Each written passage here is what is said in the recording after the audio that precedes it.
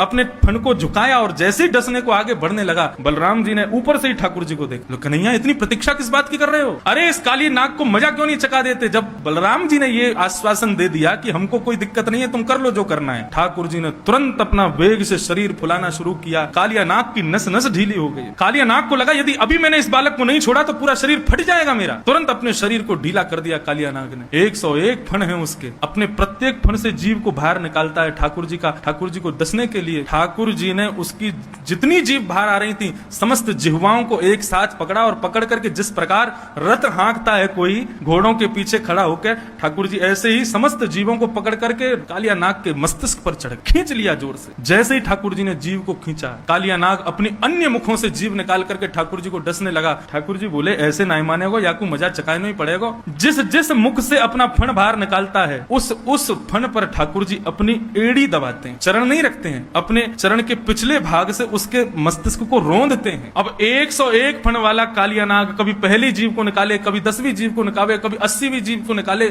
जिस जिस जीव को कालिया नाग निकाले, ठाकुर जी उतनी द्रुत गति से उसके मस्तिष्क पर प्रहार करते हैं। आकाश मार्ग से समस्त देवता पुष्प वर्षण कर रहे हैं। तभी क्या देखती हैं नाग पत्नियां? कालिया नाग के मुख से, नाक से, कान से, हर स्थान से जितने छिद्र हैं उसके मुख में, सब जगह से रक्त की धार बह रही। नाग पत्नियों ने सोचा कि यदि अब ठाकुर जी से प्रार्थना नहीं की तो हमारे पतिदेव मारे जाएंगे, मर जाएंगे।